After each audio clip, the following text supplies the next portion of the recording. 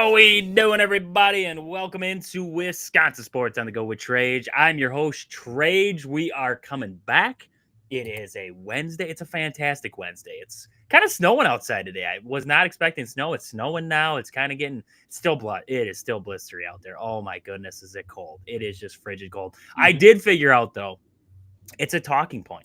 It is. Like you can just go on social media and be like, "Hey, it's this cold here today," and then somebody else is like, "Oh, it's this cold up here." I saw that we were colder than Antarctica today, or I think it was yesterday. We were colder than Antarctica. That's ridiculous. That's ridiculous. It's impressive. When they tell me that those glaciers are melting up there, to send them down here for a day or two and then send them back. They'll be just fine. They'll be just fine if we do that. But hey, I got Kyle with me tonight here on the show. We got lots to get into tonight here. I got Kyle with me. Kyle, how we doing on this Wednesday? Haven't had you on in a while. It's been a hot minute. It has been a while, but look, I'm good.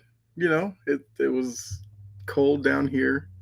Well, at least it was like south cold because I'm from Boston, so it didn't phase me as much. But had like an inch of snow, people freaked out.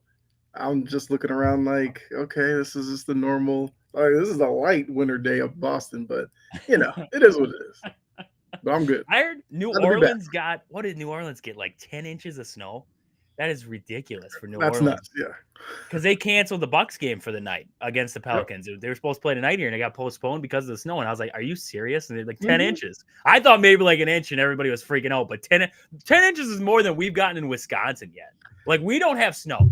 I made the joke the other day. I'm going to patent it because I made it up. I said, it's so cold up here, even the snow went south for the winter. Like, that's how cold it's been. And now it's snowing to the south. So it was true. Like, the snow is all moving to the south there. So it has just been ridiculous in the weather right now. But, hey, we got lots to get into. And there was, I mean, some good news for a former Brewer at one point. Well, for a short time, right? CC Sabathia into the MLB Hall of Fame, along with Ichiro Suzuki there, and also Billy Wagner got in his final year. I don't know what Billy Wagner did finally to deserve to hop into the Hall of Fame. They were just like, screw it, it's your last year. We'll throw you in there. Like, it's not like he played last year to up his stats. Like, they just said, screw it, now we'll throw you in, right? There's still a lot of guys who are well-deserving. I mean, if Andrew Jones doesn't make it in, I'm gonna riot. Yeah. I'm gonna riot somewhere. Like, that would be ridiculous. A-Rod, keep him out of there. Like, I'm good with A-Rod being out, but I mean, there's some guys on this list where I'm like, they gotta get in, right? Felix Hernandez, I feel like he's gotta be in. He's gotta get in at some Felix point. was a beast at his like in his prime. Like, yeah. Oh, 100%. I need my guy Petey to get in. I could see it. I don't know why. I mean, Manny Ramirez. I wouldn't be opposed to seeing Manny Ramirez get in there. I wouldn't either. Like, he gets attached to the steroid era, but like what he got popped for was like some what was it, like estrogen type thing or something? It was something weird. Yeah. But what he got didn't make sense in hindsight. Yeah. Like, you see Manny Ramirez hit, like, he had a pure right-handed swing, came up with big hits. Like, he deserves to get in. I agree 100%. I just love seeing CC get in there on his first try. Like, that's awesome. I mean, well-deserved. Was with the Brewers in 2008 and was just dynamite. And you talk about a guy who was pitching on short days notice, like, that was every 3 days. CC Sabathia was throwing for you, and he was giving you complete games. I mean, he threw what did he have for? I was trying to look up his stats just before there with the Brewers when he was here. Let's see, a 1.65 ERA. He had a 4.7 WAR, 130 innings pitched there in 17 games. I mean, that is ridiculous. Those are some ridiculous stats that he put up with the Brewers there. And just to get the Brewers over the drought, right? It was a 26-year drought for the Brewers before that, and he comes over, gets them in. And if it wasn't for the Players Union and the Yankees coming in and giving him more money, he probably would have ended up back with the Brewers because he loved it in Milwaukee. He didn't want to leave. It was just a factor of the Yankees came in, the Players Union got involved, more money was going to be spent, and, well, you can't deny a bigger contract according to the Players Union. So CC Sabathia ended up with the Yankees there, but he wanted to be a Brewer. I mean, he wanted to stay, and he just couldn't because the Yankees came in, gave more money and everything like that. But can you believe Ichiro Suzuki missed out on one vote to be unanimous? That's ridiculous. That Yeah. is absolutely ridiculous. One guy, who was it? That's what I want to know. Like, they should put them up there. Like, your Yep. ballot should be up there. Who voted against Ichiro to get in there, and where did his vote go? Was it for A-Roy? Did you throw it on A-Rod? Like, is that what it was? Mm-hmm. Yeah, I agree. It's like I know people say like you can't do that because these writers are worried about the backlash and threats and everything like that.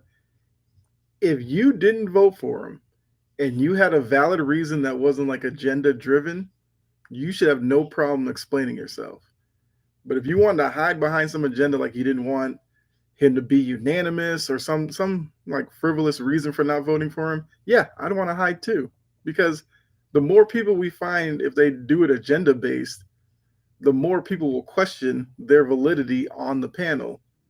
And obviously these guys, once they like get on there, they're like on there until they die, and it's like prestigious to them. So I agree with you. Like to keep Ichiro off your ballot is nuts to me. Yep. Like, that guy, like for everything he did over in Japan, if you just took his MLB career, he was still Hall of Fame worthy. Still over 3,000 career hits Yeah, just in the U.S. crazy. And then if you put it all together, it was 4,367 hits in his entire Yeah, career. More than Pete Rose. More than Pete Rose. And Pete Rose was a machine. And I am still not convinced that boy shouldn't be in there either, because that's ridiculous. well, I mean, you gotta with him, you gotta separate the managerial career with the player career, because the player career is a no doubter. There. It's when he got into the manager, and then it was the betting and everything like that took it away from him. But that sucks. That one sucks to me, because did he really cheat like, you look at A-Rod, cheated the game. You look at other guys, cheated the game. Did he really cheat the game? Yeah, but not in his playing days. In his playing days, that was Hall of Fame caliber. That was definitely Hall of Fame caliber. Well, I mean, the problem he ran into was baseball loves to make it seem like the Baseball Hall of Fame is like this pure sanctuary. So guys who did steroids, they automatically hate them. Guys who personal lives were a little sketchy, which Pete Rose falls into that. They want to keep them out, but then you'll look through some guys who are in the Hall of Fame. They're not all choir boys in there, but it's like they have a certain threshold. And if you go past it, they're just done with you. And I agree. You go through any other sports Hall of Fame, you'll find guys on there that aren't the greatest people, who are despicable, but they seem to put them in. Baseball doesn't do that. I don't know. I'm looking at Shohei Ohtani right now, and I'm saying this guy's got a questionable past already for him. And we got this whole thing with the gambling. I don't like it. I'm still not convinced that he's clear. I'm still not convinced. That story came and went. So to baseball people, they wanted that story as far away from the sport as possible. So I guarantee you, if nothing else like that happens, by the time Shohei retires and gets ready for the Hall, you'll probably never hear that story again. We got Bryce Harper over here making bagels on TikTok. Have you seen those videos of Bryce Harper? Like, he's concerning me at this point. I'm watching him and I'm like, why is he? This morning I watched him make, what did he call him? Like a Southern bagel or something like that. He's making it in front of him. I'm like, what is going, like, okay, like, if this is the path that you're choosing in life, my friend, this is the path you're choosing. And like, respect to you. And this is what you want to do with your time. But I was lost. I'm like, is this Bryce Harper cooking a bagel?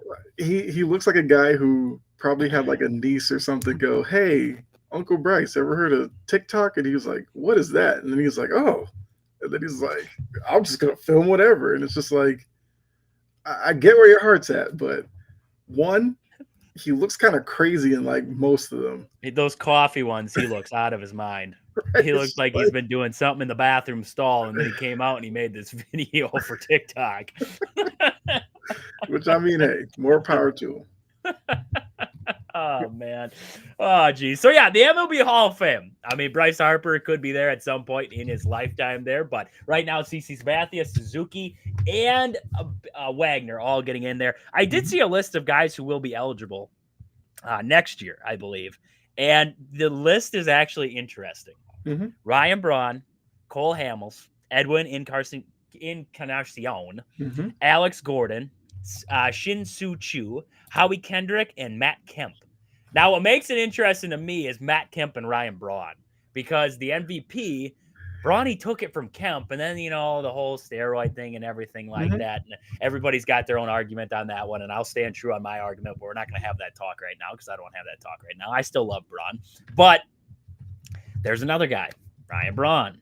They're going to hold him out because of his PED use and what he did with them. Now, I've always said with Braun, I don't know why he used them. From what I heard, he didn't use them for the simple fact of getting jacked. He used it to get healthy, which I actually, and I know I don't want to run long on this, but I was actually okay when somebody came out with an article and they said that players should be allowed to use certain types of drugs like our steroids to heal themselves faster, to try and get back to playing the game faster. Yeah. I was okay with that.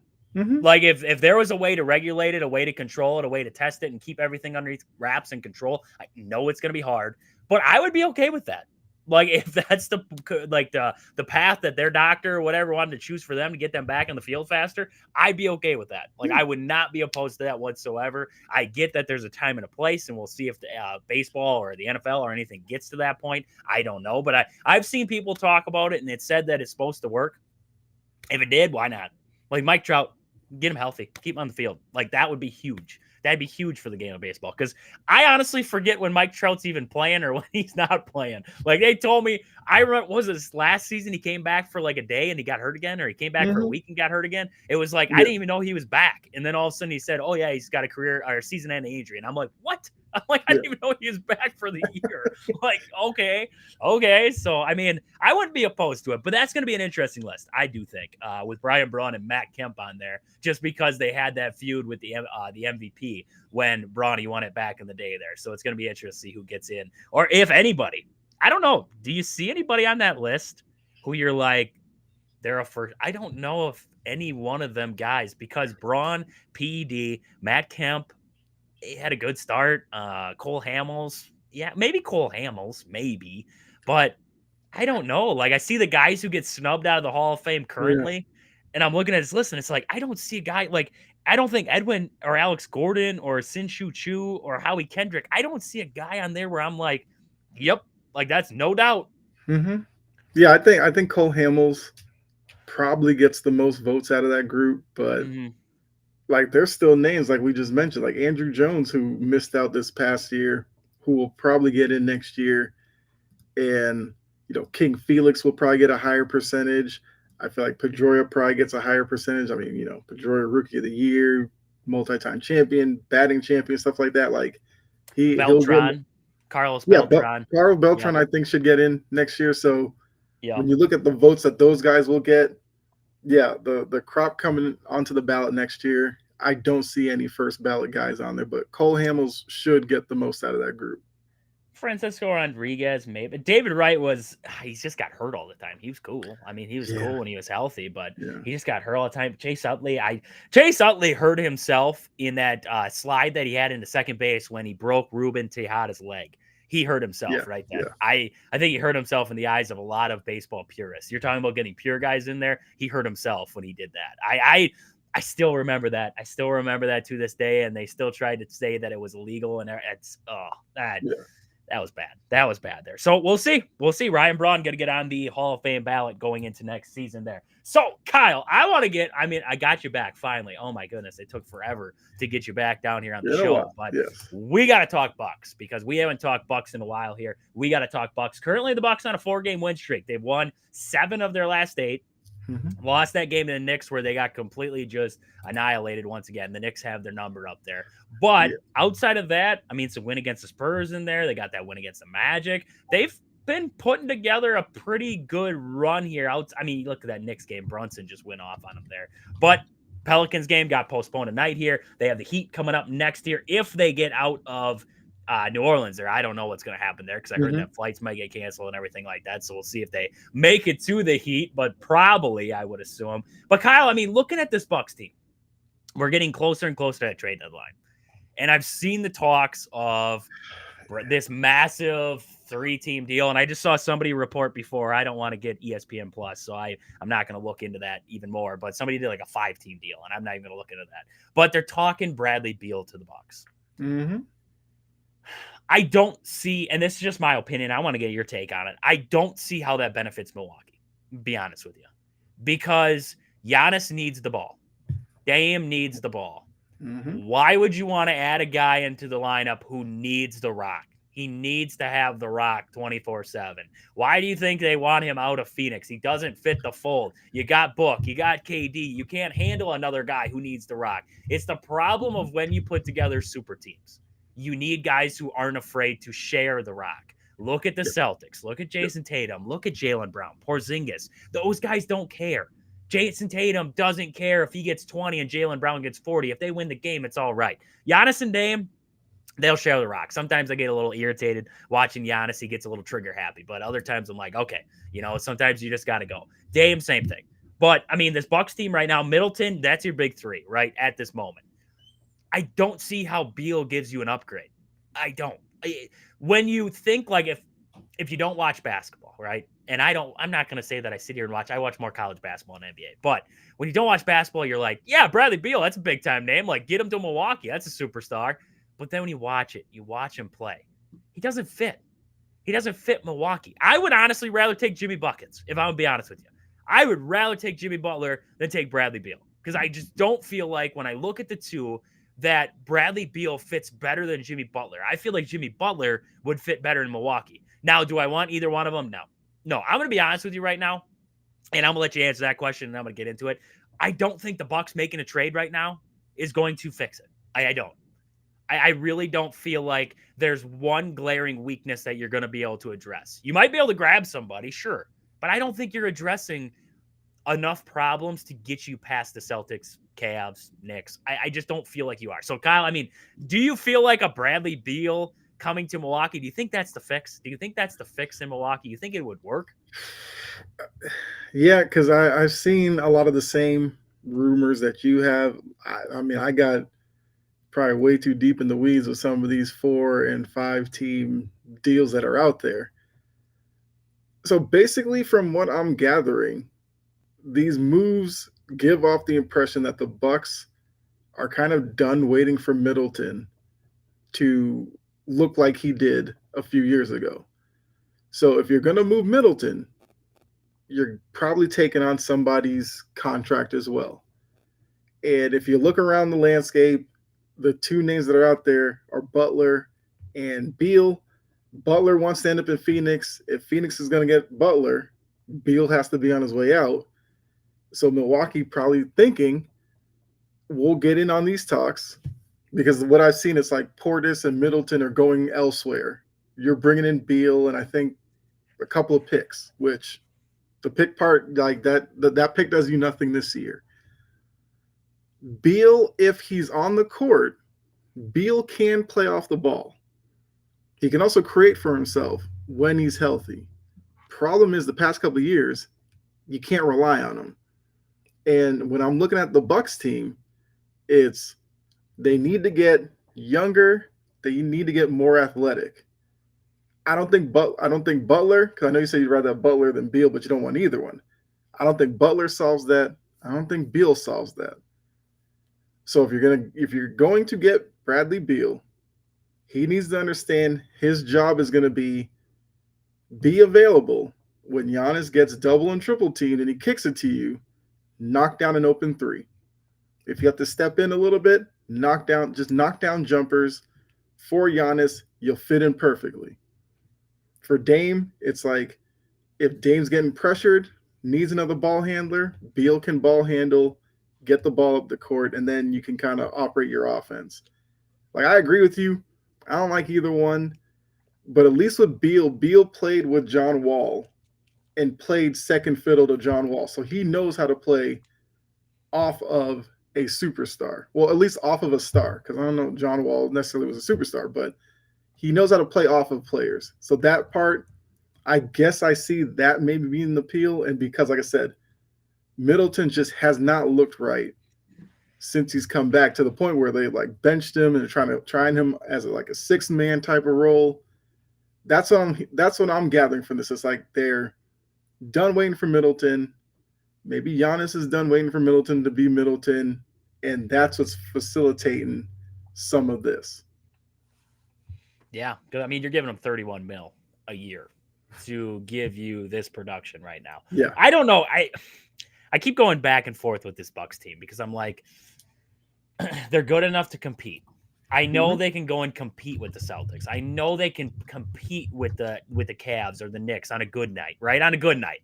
When Dame's going and Giannis is feeling it and Middleton's healthy and he's playing and Brooks feeling it, they can compete with the best of them. I know that. They have the stars to do it. But in a 7-game series, I don't feel like they got the juice. In a 5-game series, I don't feel like they got the juice. I'm Mhm. looking at this team and it's like, I agree 100%. They got to get younger. And I keep looking at it and it's like, when do you bite the bullet and just move on? Right? Start the rebuild. We keep living in this world where, yeah, we keep resigning Giannis and we keep resigning Dame and we can keep spending this money out the door and we stay in the second apron and we don't have draft picks and we don't have this and we don't have that and we keep playing this game. Mhm. And it's like, when is the point where we're going to get over that hump? You got what did the Celtics do? They rebuilt. They rebuilt that baby from the ground up. The Knicks have done well. Well, they got Cat now, but they've done well with trades and they've done well gathering guys up together, smaller contracts, building them up. Looking at other teams out there, even like the Nuggets, what did they do? They built that roster up. It's the teams that I'm looking at, like the Spurs. Look what they're trying to do down there. Or even a team like the Rockets. They're young, but they're building something. OKC. I mean, look how well OKC's done with draft picks. Now, I don't know if I want to go on a complete rebuild like OKC did, Mhm. where, I mean, they got first round draft picks for the next 40 years, it seems like, Yeah. through Crazy. the wazoo. Like, they were, I mean, whoever's the GM down there, I would hire that guy to be the GM anywhere. Yeah. Anywhere. You want to come be the GM for the Packers? You come up, man. Like, I'll fire Goody. That's fine. No, I'm just kidding. I'm not firing Goody. But, I mean, just looking at some of these other rosters, they're building it from the youth. And when I look at this Bucks team, I love AJ Green. I love what he gives to the team here. Looking at other guys there, you got, I mean, Andre Jackson Jr., great defender.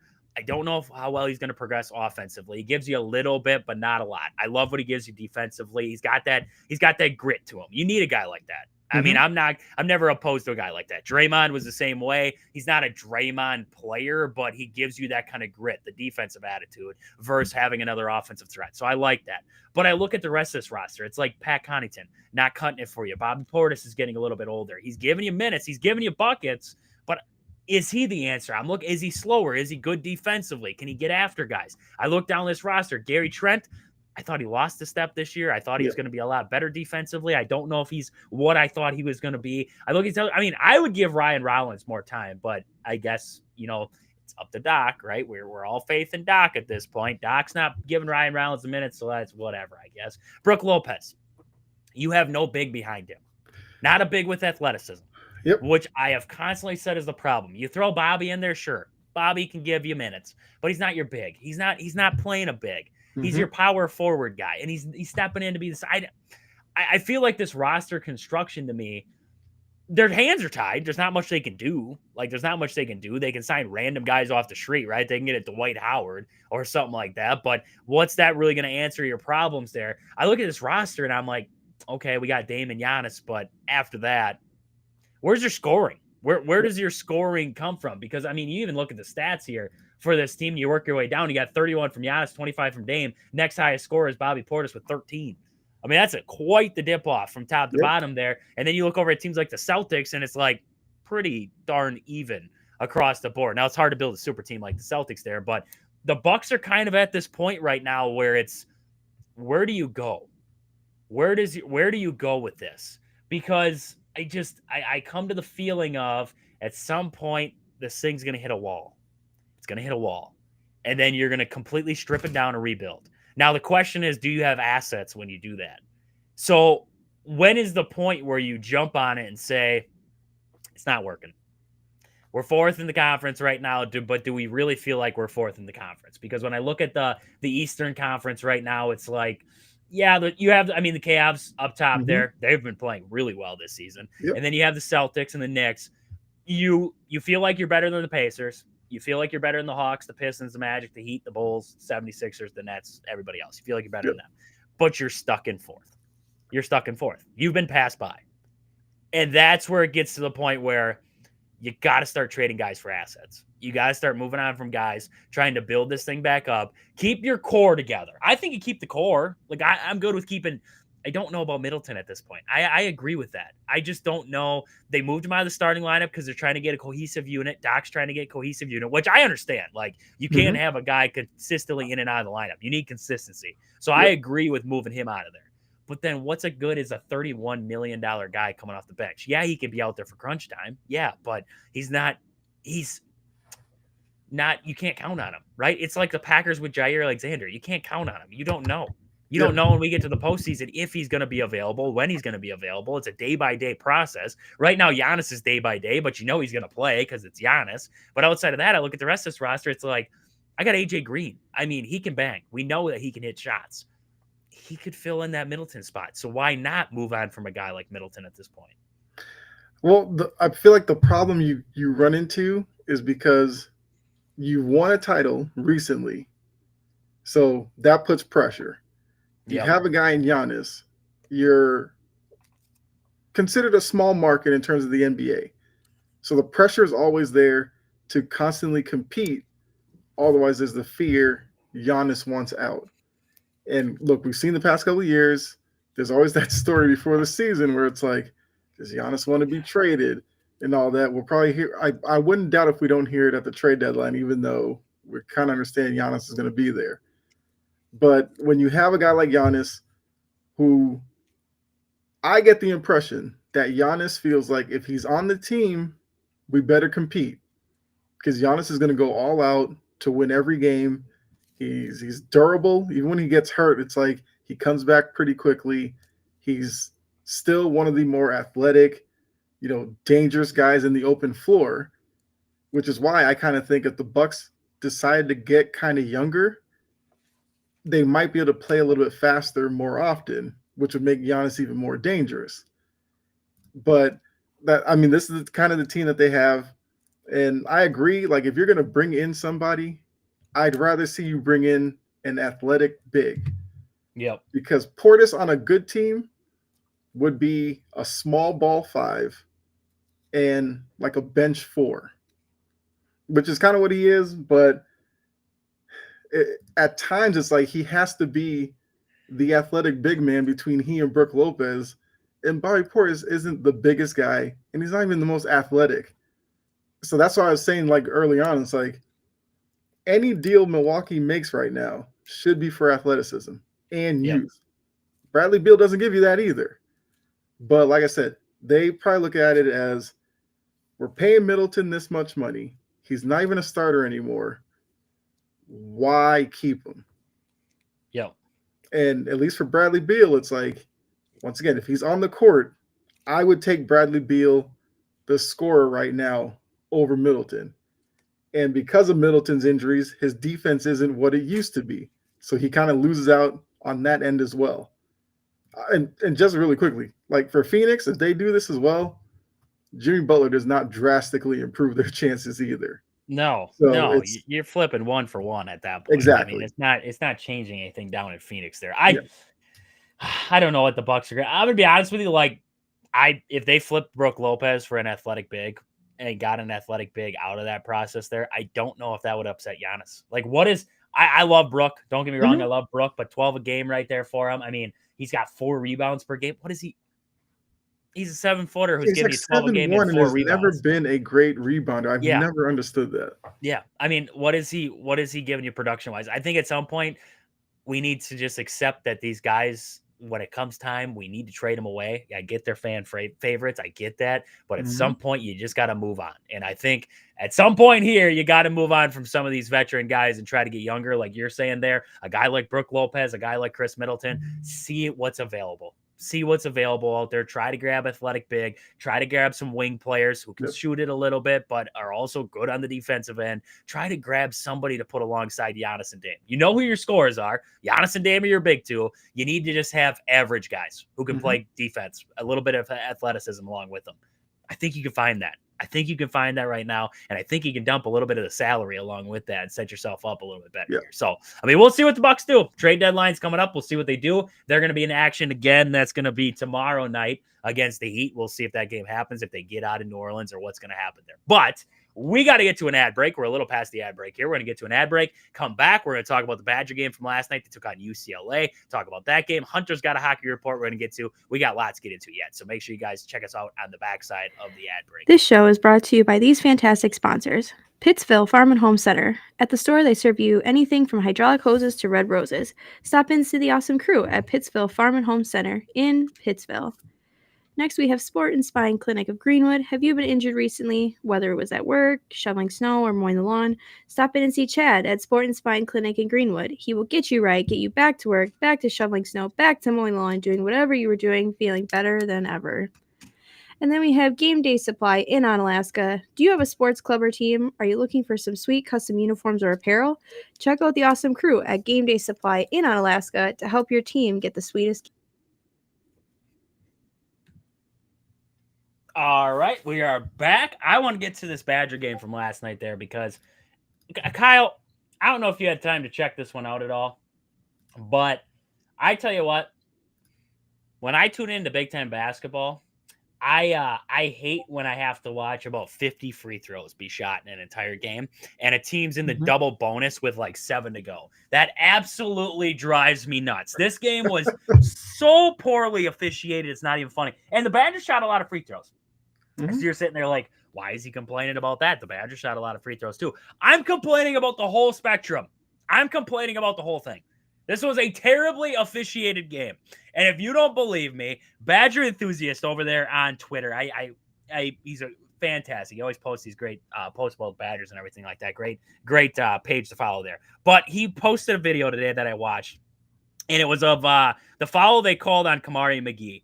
And Kyle, you got to go. You got my Twitter. Go over on my Twitter there. So scroll down a little bit and watch that foul they called on Kamari McGee in this game against UCLA because he didn't touch him, and they called him for an and one on the foul. It was absolutely ridiculous, and that just sparks one foul. They had, I kid you not, at one point in this game, there were 7 straight possessions that the Badgers were called for a foul on, and UCLA went to the free throw line.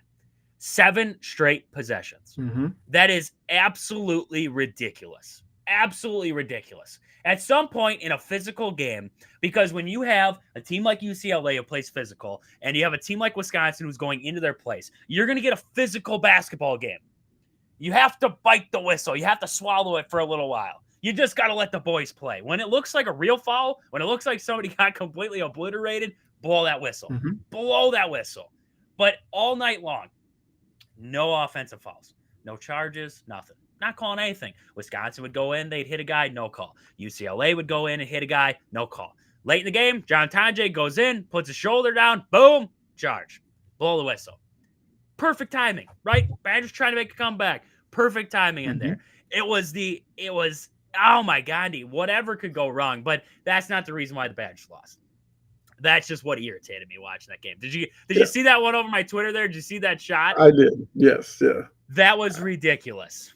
He doesn't even touch him. If anything, if you actually watch, I think that was Mac who shot that one. If you actually watch his legs, he did something illegal in that shot. You can't kick your legs out. It's a rule in college basketball. You cannot kick your legs out. He kicks his legs out into Kamari McGee. So therefore, if McGee would have hit him, you could argue that should have been an offensive foul for kicking the legs. So, I mean, just a terribly officiated game. That's just one of them.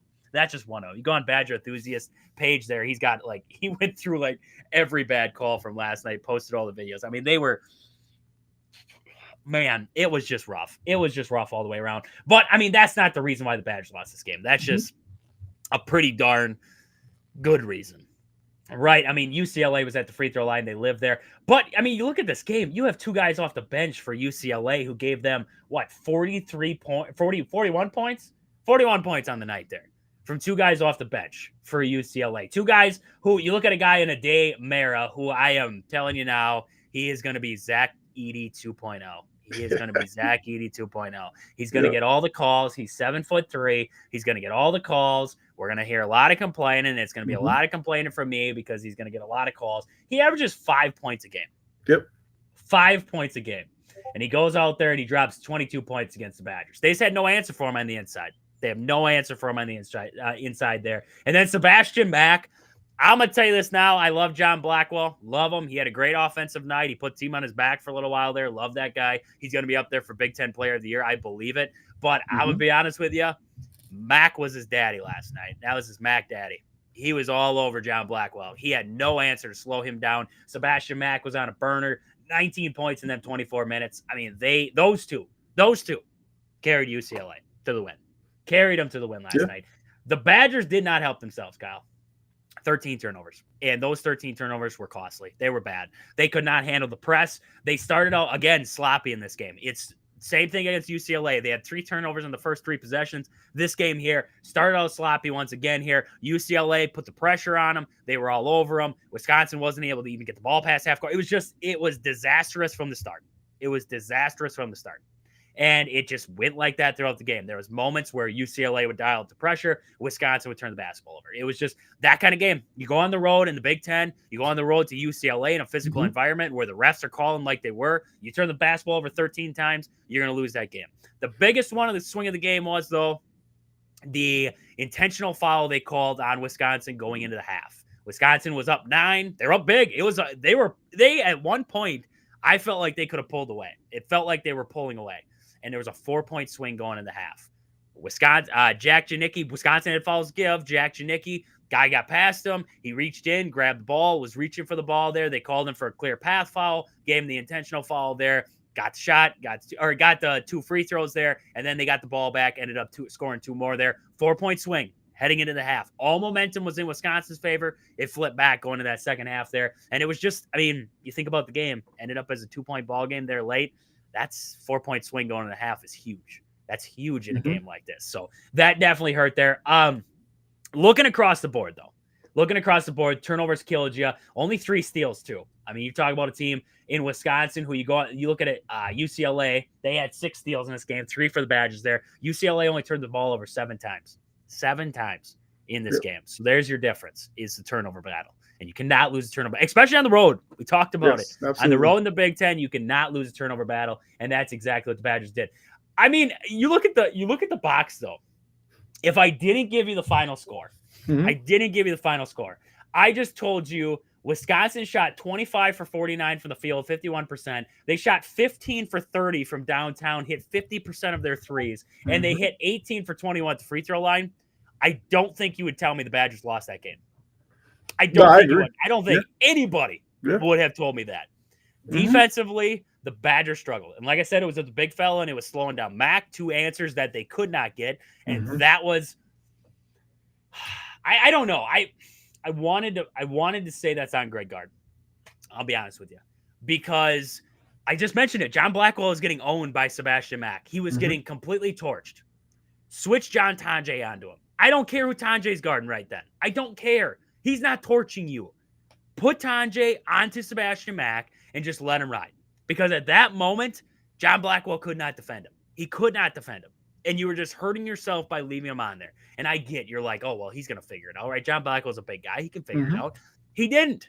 So at some point as a head coach, you just got to stop it. And you got to say, okay, John, switch over on him. Switch over on Mack. John, you take this guy. We'll be fine. And let's just roll with it. No switches. They just left Blackwell on an island and just said, figure it out, dude. Just figure it out. And then late in the game, tried to get another stop there. Ended up getting a foul called on him on a blocking foul. I mean, I didn't agree with the call, but, they were calling it ticky-tack all night, so that's what you were going to get there. So, I mean, just those little things throughout this game. And I really did. I thought back to Gard, and I was like, dude, you got to, as a head coach, you see a guy's getting owned by another guard, you got to switch. You got to try something else. And Morrow was beating you up on the inside. You got to talk to Crowley. You got to figure out something defensively that you can do to slow down the big fella. I know it's tough. He's 7'3", but you got to find a way. You have to. And I just feel like the Badgers didn't adjust to the second half. First half, they were fine. I mean, you're talking about they're up by 5 at the half, up by 9 without that 4-point swing. They were feeling fine. It's just in that second half, they did not have the answers defensively. And I thought that's where they hurt themselves here. It's all those little things that we talked about with Badgers in the past, the slow starts, the sloppy starts that they've had, that they've been able to overcome. But the turnovers will kill you night in and night out. And I mean, man, oh man, it's rough. It's rough. Everything that could have went wrong outside of scoring. They put buckets up. I mean, Mhm. 50% across the board and 85% for the free throw line. It's like scoring wasn't the problem. Most of the time, you put up 83 points, you ain't going to lose a basketball game. It's just Exactly. UCLA had a good night. They had a good night. Two Mhm. guys off the bench had a fantastic night. And Mhm. that's what we saw there. I mean, John Tonje, though, he went on a burner. He had 0 points against USC. And I am full-heartedly believe Greg Gard must have said something post-game like he did against Stephen Crowell there because he was unconscious from 3. He started out the game, I believe he was 5 for 5 to start the game there. 6 for 7 from downtown, hit one late there, 8 for 9 from the field. He went away, though. He went away. And that's what, in this Wisconsin offense, which, I mean, yes, defensively, UCLA did some things to the Badgers to take John Tonje away. But Tonje, for the longest time in that second half, didn't have a field goal attempt. Didn't even have a field goal attempt. And it's like, we got to find a way, right? At some point, and that's where my indiscretion comes with Greg Gard right now. Some point, you just have to find a way to get your playmakers the basketball and get them an open shot. Find a way, right? There's got to be a way. Mhm. I get UCLA adjusted, and they were adjusting to John Tonje, and they were adjusting this and that, and I get that. But then Blackwell started to go off. John Tonje should be able to find himself an open shot. He's got to be able to find it. You got to find a way to get John Tonje open for that shot. Get him a way to get downhill and get to the rim. Do those things. He had 24 points. That's fantastic. But when a guy's shooting the lights out like he was, find a way to get this guy the basketball and let him earn it. Let him earn a charity stripe, whatever he's going to do there. I just thought that he went through a stretch. I think it was like 12 minutes where he didn't have a shot attempt. You can't have that. You can't have that of a guy like John Tonje. Outside of that, I mean, John Blackwell had a good game. He had a good game. I thought last possession, Badgers had a chance. It was 82. It was 80 to 81, 80 to 81, 80 to 82. It was 82 to 80. That's what 82 to 80 is. Sound right? 83 to 81. I don't remember what it was. It was something close. Maybe it was like a 2-point game there. I'd have to look back here. But John Blackwell, he drove the paint there. And I mean, the Badgers got everything they wanted on that shot. It was right. When he got into the lane and his shot got blocked. Yes, 82 to 80. I think it was 82-80. Yep, 82-80. And the Badgers, I get. A lot of people are like, Greg Gard called timeout. And yes, you could have called timeout. I agree. The Badgers got everything they wanted out of that play. John Tonje got downhill. He got to his sweet spot in the lane. The only thing that irritates me, and I think it's the growing pains that John Tonje, because he's a sophomore, we all have to remember he's a sophomore yet, what the growing pains he's going through. He didn't see the triple team come down on him because you had 2 guys in the paint in front of you. You had Klesmit's guy coming down on you over the top. If you turn to your left, John Tonje streaking towards the corner wide open because John Tonje's, I don't remember who's guarding him there, but he stopped in front of Blackwell. So John Tonje's running wide open. Straight behind you, Max Klesmit's standing wide open at the 3-point line. You have 2 guys wide open, and you force the jumper. Now, I'm not saying that the shot, I wouldn't have allowed it because it's like, I didn't hate the shot. I liked what he did. He got downhill. He got to his sweet spot where he's been money, and he was going to put the bucket up. I like that. But I think what he had to come to and it's with that growing, it's becoming more experience and getting into these big games and understanding the big games, was he didn't have to rush that shot. I thought he rushed it because there was 9 seconds. He was forcing it up like, we don't have time for me to make another pass. When in all reality, jump stop, see it, look, bam, John Tonje corner, Max Klesmit right behind you. I know it's easier said than done in the moment, right? He's in the moment. He's feeling himself. He's been having a good game. He was keeping you alive in this game. But I just feel like that was it. That was the one thing where I look back on. It's like, if he looks to his left and sees John Tonje going towards the corner. John Tonje's been feeling it, right? So get it to John Tonje in the corner. See Max Klesmit behind you. I just thought in that moment he was rushed. He felt rushed. He wasn't prepared for that. He wasn't prepared for that moment. He was in the zone. He was getting himself to his spot, but he was not playing unselfish basketball in that moment. He was trying to get the job done himself instead of what the Badgers do, and that's share the basketball. And I just thought that would be the one thing where I came away from this, and I was like, that was the one moment where I was like, dude, pass the basketball. Just get that baby out to John Tonje. Get it to Max Klesmit behind you. Let them do it. You kind of forced the shot there. I mean, the defense was right in front of him. I don't understand. In his head, it's like you see the guy, you know that he's a shot blocker. I think it was Sky Clark was the one in front of him, if I'm not mistaken there. Or no, it was William Kyle. There it is. William Kyle with the block there. But you saw him in front of you. You saw the double team. You got to realize the situation and pass it out. Easier said than done. I know he's going to learn from it. I know they're going to have that set later. At some point later on in the year, they're going to have that same kind of feeling, and they're going to get the job done. But, I mean, otherwise, I thought it was a hard-fought game. It was a good game. I thought it was a good game all the way around. Like I said, I wish the officiating would have stayed out of it a little bit there. But, I mean, you get what you get, right? Big Ten basketball, the Badgers. I mean, we know this was two good teams squaring off here in LA, go 1-1 on a West Coast road trip. I'm good with that.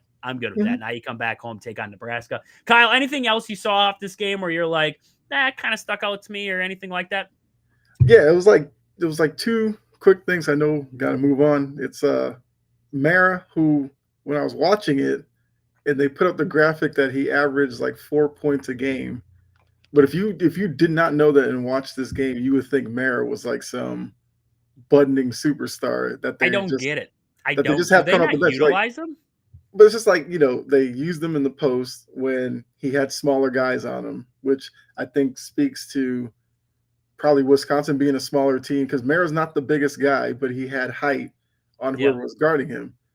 And then I saw big man kind of stretch the floor a couple of times, knock down a couple of threes, and I was just like, okay, that's interesting.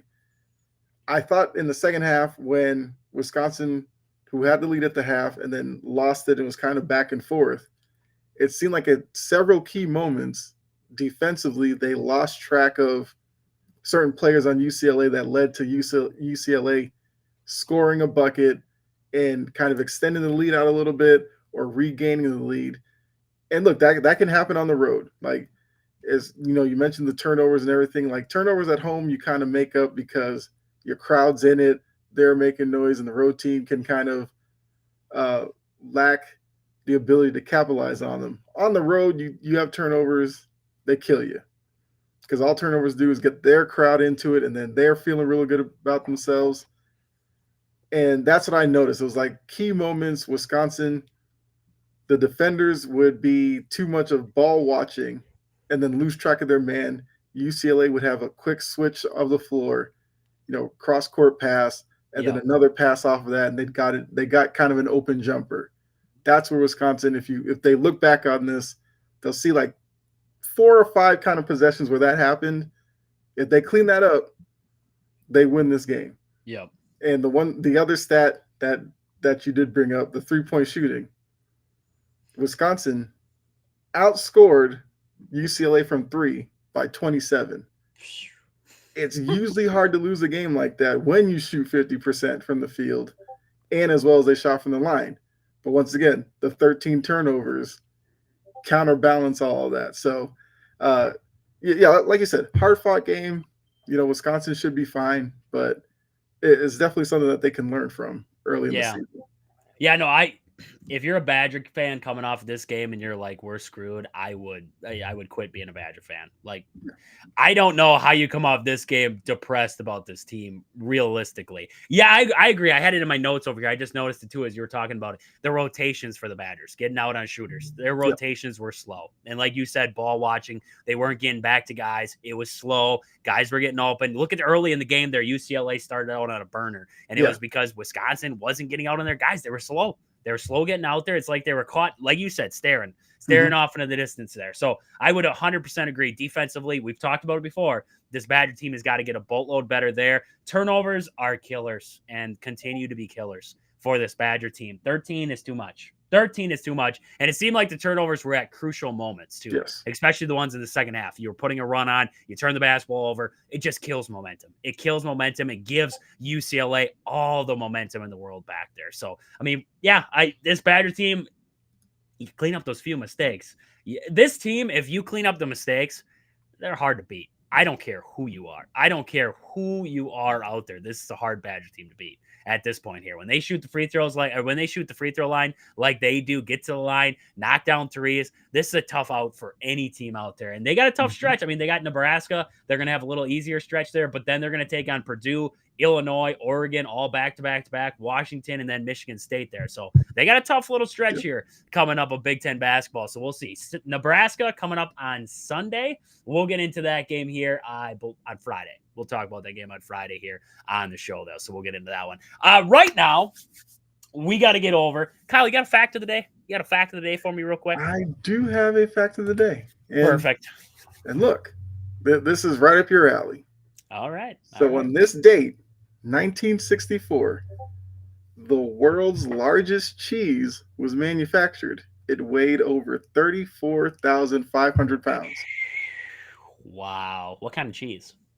See, it doesn't say that. That's what I want to know. That's what it That- was. Is that's it a what I waste wanted of to know. cheese? Like, is it a waste of cheese? Like, is it like blue cheese? Because then it's a waste of my time. Goat cheese, waste of my time, right? Swiss cheese, waste. But if it was like a nice Kobe Jack, I'm like, oh yeah, let's go. Let's go there. I mean, that's some good cheese. We got to figure that one out. Maybe like a nice mozzarella. Oh, would that be good? Oh, man, would that be good? I tried to find out because I was wondering the same thing. What kind of cheese are we talking here? While we listen to Hunter, Hunter's going to give us our hockey report here. Kyle's going to figure out the cheese. So we're going to get to our hockey report. We're going to get to our ad break. We're going to come back here. We're going to wrap up the show here on the other side of the ad break. So we'll see you guys back here. Hello, everyone. Welcome back to another Badger hockey recap / little preview for the weekend ahead. Let's get right into it. Last Friday, the Wisconsin men's hockey team opened scoring against the Long Island University Sharks. Just 4 minutes and 3 seconds into the first period from a goal from Quinn Finley. LIU tied the game with 1:58 remaining in the first period, but Gavin Morrissey responded 50 seconds later to give Wisconsin a 2-1 lead, heading into the second period. 54 seconds into the middle frame, the Sharks tied the game again.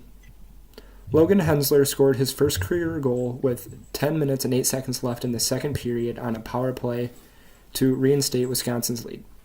16 seconds later, Simon Tassi scored a second goal, his second goal of the season to extend the Badgers' lead. LIU made a 4-3 game 26 seconds into the third period, but Zach Schultz, with 16 minutes and 5 seconds left remaining, and Gavin Morrissey, with 10 minutes and 10 seconds remaining, each tallied another goal in the final 17 minutes of the game to give the Badgers a 6-3 victory. On Saturday night, goals from Quinn Finley, Sawyer Skull weren't enough to secure a regulation victory as Wisconsin men's team tied the Long Island University Sharks 2-2 at the Kohl Center. Despite the tie, the Badgers won an exhibition shootout with Christian Fitzgerald recording the shootout winning tally. Finley struck first for the Badgers at the 15-minute and 35-second mark in the first period. LIU tied the game 10 minutes and 46 seconds into the second period, into period 2, before Sawyer Skull gave UW its lead back just 12 minutes and 37 seconds into the frame. The Sharks then made a 2-2 contest with 3 minutes and 58 seconds remaining in the second. Neither team was able to score in the third period or in overtime. As the game officially ended, it was a 2-2 tie, but Tommy Scarfone made 3 saves, and Finley and Christian Fitzgerald lit the lamp to help the Badgers win an exhibition shootout. The Badgers play Michigan in Madison this weekend.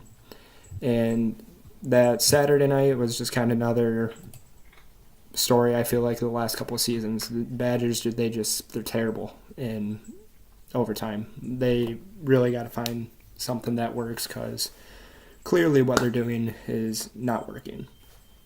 Let's get on to the women's.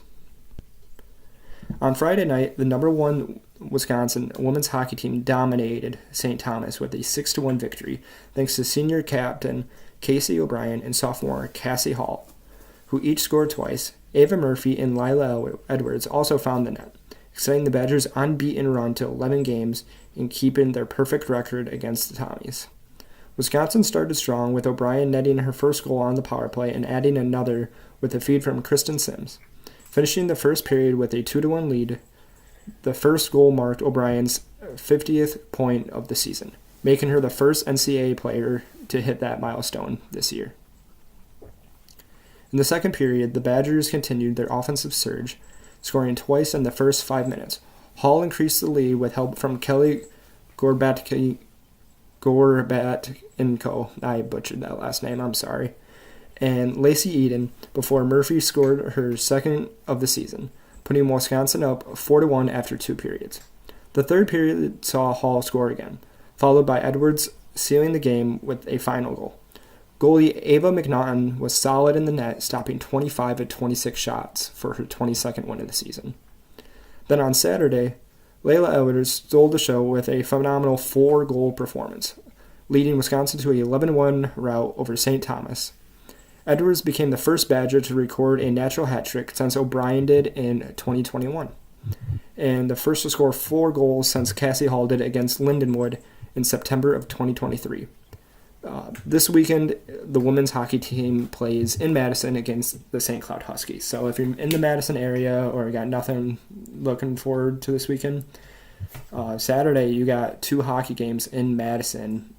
I'm not positive what times they start, but usually if the men's and women's both play on the same day, they usually start the women's a little earlier and the men's later at night, so people are able to catch both. And if you want to do that, it's going to be a great weekend of hockey, as always.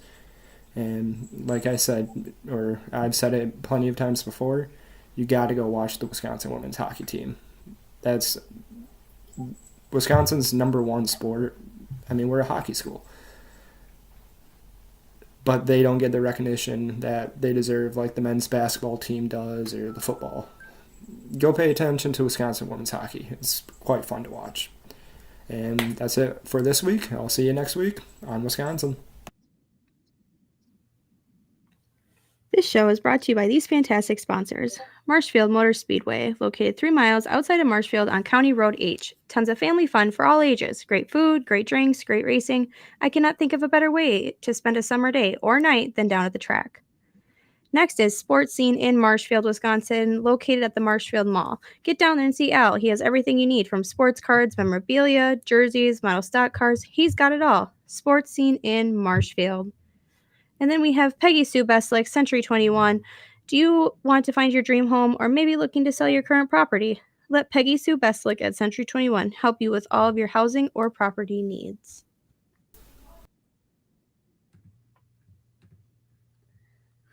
It's a new year, Kyle. You got to buy, sell, get out of that clunker. That's what I always like to say. Call Peggy Sue. She'll get you there. That was great stuff from Hunter. Great stuff from Hunter there. Wisconsin hockey continues. Men's and women's continue to play well. I mean, I don't know what I would classify Wisconsin as a school at this point. Like, I've heard Wisconsin's a volleyball school. We're definitely not a football school at this point. We're definitely not a football school. Men's basketball, I could say. I will agree, though. I mean, the hockey team definitely doesn't get as much recognition, especially during the regular season, as what like men's basketball gets. And that's because you have a larger following for basketball than you got for hockey. And also, I mean, they make it hard to find hockey games. Like, I mean, you have to get Big Ten Plus to watch most hockey games. There's very few and far between occasions where I can scroll through my TV. Like right now, I'm watching YouTube TV here, and I got all 4 basketball games on at the same time. I can't do that for hockey. I can't watch all 4. I can't, most of the time Big Ten Network doesn't have hockey games. So I would agree. Like, it's hard to get hockey games out there. But Kyle, I did find the largest cheese. I found it as well. Did you find is it the cheddar one? You found the cheddar one? Yep, the cheddar one at the Wisconsin World's Fair. Yep. So now we know it was 32 feet long.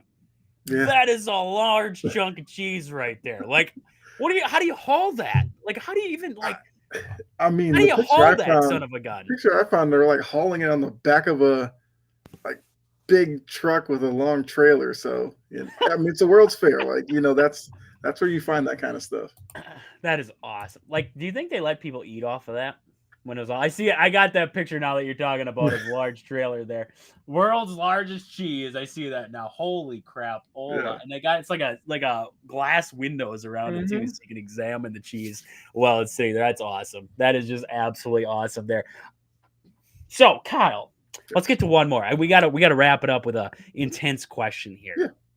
What do we got to wrap it up here? Let's go with, all right, I got one for you. For the Packers, leading in this next season, this is going to be a quick one. You got to answer within 20 seconds. Who has the most pressure in this next season for the Green Bay Packers? Matt LaFleur or Jordan Love?